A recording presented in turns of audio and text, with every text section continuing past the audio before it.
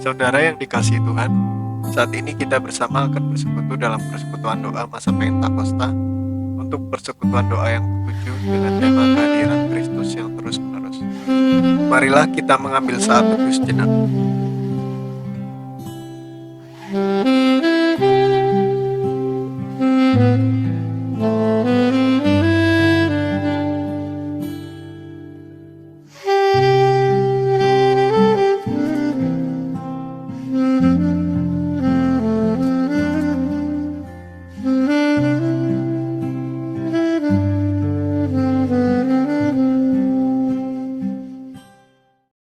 Bersama mari kita menaikkan pujian Kidung Jemaat nomor 2, Suci, Suci, Suci.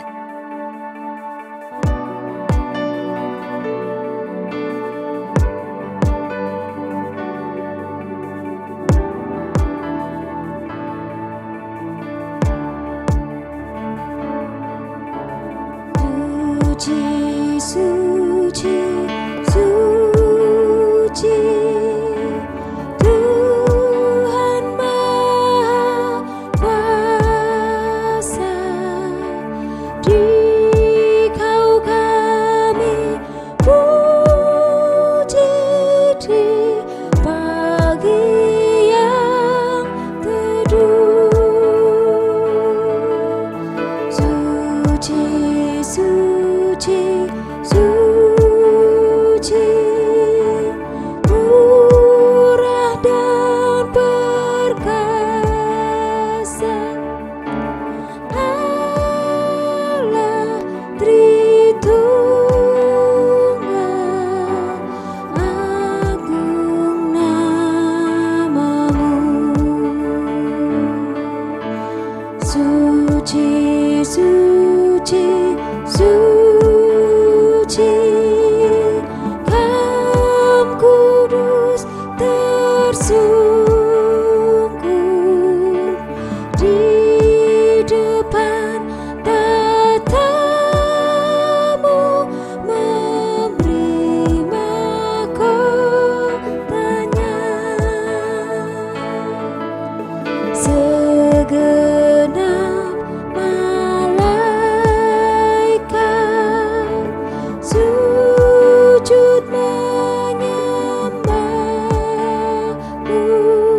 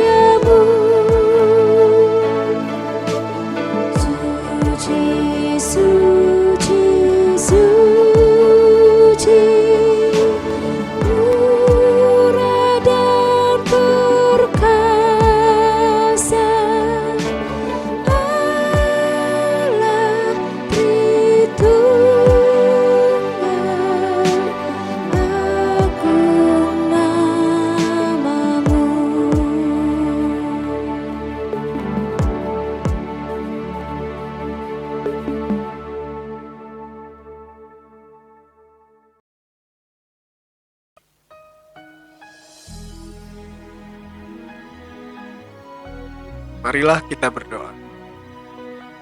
Tuhan Allah Bapa yang bertahta dalam kerajaan surga yang mulia, saat ini kami bersyukur atas penyertaan-Mu yang senantiasa menyertai kami. Kami juga bersyukur atas waktu yang Tuhan berikan pada saat ini untuk kami bersekutu dan mendengar firman-Mu. Kiranya Engkau pimpin dan siapkan hati kami untuk mendengar firman-Mu. Terima kasih Bapa, dalam nama Tuhan Yesus kami berdoa. Amin.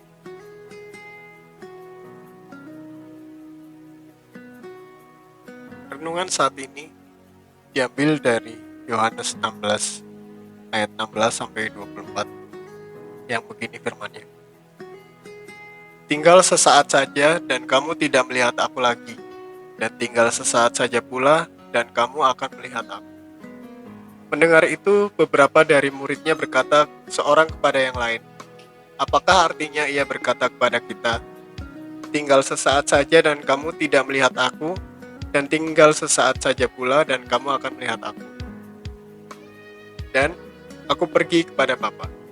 Maka kata mereka, apakah artinya ia berkata, tinggal sesaat saja? Kita tidak tahu apa maksudnya. Yesus tahu bahwa mereka hendak menanyakan sesuatu kepadanya. Lalu ia berkata kepada mereka, adakah kamu membicarakan seorang dengan yang lain apa yang kukatakan tadi? Yaitu, tinggal sesaat saja dan kamu tidak melihat aku, dan tinggal sesaat saja pula dan kamu akan melihat aku. Aku berkata kepadamu, sesungguhnya kamu akan menangis dan meratap, tapi dunia akan bergembira. Kamu akan berduka cita, tetapi duka citamu akan berubah menjadi sukacita. Seorang perempuan berduka cita pada saat ia melahirkan, tetapi sesudah ia melahirkan anaknya, ia tidak ingat lagi akan penderitaannya, karena kegembiraan bahwa seorang manusia telah dilahirkan ke dunia.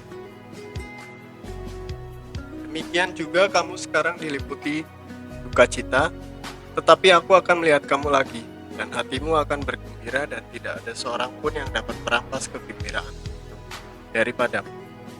Dan pada hari itu kamu tidak akan menanyakannya apa-apa kepadaku. Aku berkata kepadamu, sesungguhnya segala sesuatu yang kamu minta kepada Bapa akan diberikannya kepadamu dalam namaku. Sampai sekarang kamu belum meminta sesuatu pun dalam namaku.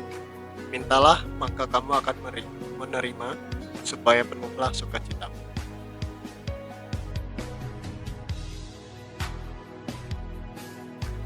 Pernahkah kita dijanjikan akan selalu ditemani, namun dalam kenyataannya ditinggal? Mungkin sewaktu kita masih kecil, kalimat janji semacam itu pernah kita dengar dari orang tua kita. Akan tetapi, tidak selamanya mereka bersama-sama dengan kita, bukan? Apa perasaan kita ketika ditinggalkan orang yang kepadanya kita menaruh harapan? Hal serupa terjadi ketika Yesus akan meninggalkan murid-muridnya. Secara fisik, ia tidak lagi bersama-sama dengan mereka. Kalau ia mengucapkan kalimat perpisahan, hal itu membingungkan para muridnya. Mereka tidak mengerti apa yang Yesus maksudkan. Pemberitaan tentang kepergian Yesus yang akan meninggalkan murid-muridnya merupakan momentum yang menyesakan bagi mereka. Ditinggal setelah hampir selalu kemana-mana bersama-sama bukan hal yang mudah diterima. Secara psikologis, peristiwa semacam ini membuat mereka gamang dan takut. Dapat dikatakan para murid kehilangan keberanian. Bahkan mungkin untuk melakukan hal yang benar, mereka yang selama ini memiliki rasa percaya diri yang kuat karena selalu didampingi Yesus yang mereka anggap benar, menjadi ragu ketika mau melakukan sesuatu. Bahkan dalam skala yang kecil sekalipun. Hal ini disadari oleh Yesus. Oleh karenanya ia memberikan penguatan kepada mereka supaya mereka bisa terus melakukan perbuatan yang baik yang selama ini telah diajarkannya. Bahasa Injil Yohanes memang tidak mudah dipahami. Selain filosofis, ia juga banyak mengandung kiasan. Kalimat Yesus, tinggal sesaat saja, dan kamu tidak melihat aku, dan tinggal sesaat saja pula kamu akan melihat aku, membingungkan. Di satu sisi, Yesus mengatakan para murid tidak melihat, tetapi di sisi lain akan melihat. Hal ini menggambarkan keberadaan Allah Tritunggal, kesatuan tak terpisahkan Bapa, Yesus, dan Roh Kudus. Di sini Yesus merujuk pada karya Roh Kudus yang akan menolong para murid menerima hidup mereka. Hadirnya Roh Kudus dalam diri setiap pengikut Yesus menandai panggilan Tuhan agar semangat berkarya terus dilanjutkan selepas perpisahan dengan Kristus. Kendati sebelumnya sudah hadir di dunia, Roh itu menegaskan bahwa Allah tidak pernah meninggalkan umatnya berjuang sendirian di tengah sukarnya pergumulan dunia. Roh itu memberi kita keberanian bertindak di tengah keraguan, seraya meneguhkan sukacita yang mengorbankan semangat berjuang menghadirkan nilai keabadian yang membangun dunia. Perpisahan memang membawa sukacita, tetapi apa yang terjadi pada diri murid-murid Yesus bukanlah perpisahan, melainkan perjumpaan dalam cara yang berbeda.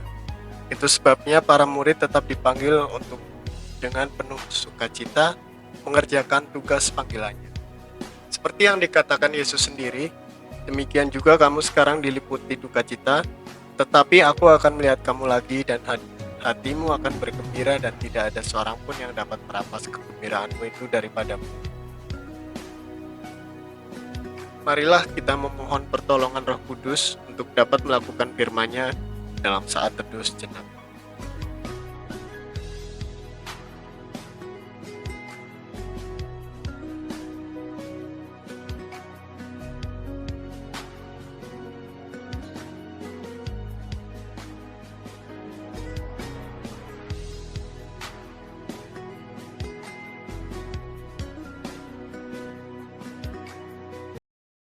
Mari kita bersama menaikkan pujian Kidung Jemaat 54, Tak Kita Menyerahkan.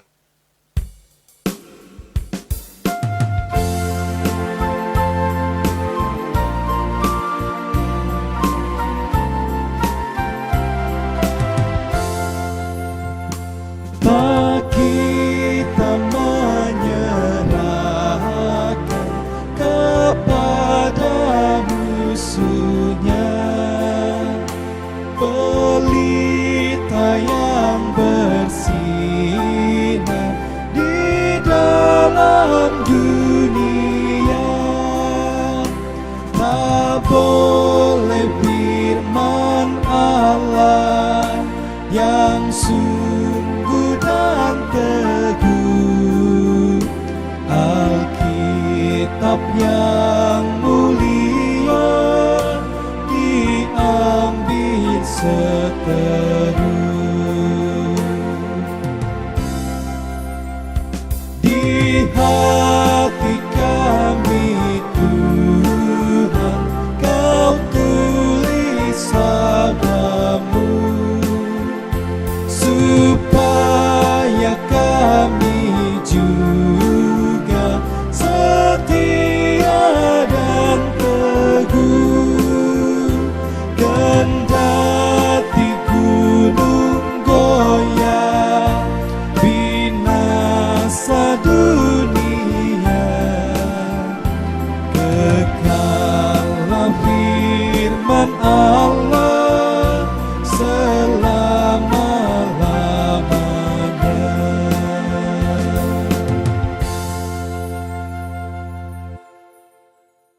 Mari kita mengakhiri persekutuan doa ini dengan doa. Tuhan Allah, terima kasih atas firman-Mu yang indah pada hari ini. Tuhan mohon mampukan kami untuk selalu hidup sesuai rencana-Mu dengan berpegang pada firman-Mu. Mampukan kami tetap bersukacita dan bersyukur dalam segala kondisi kami.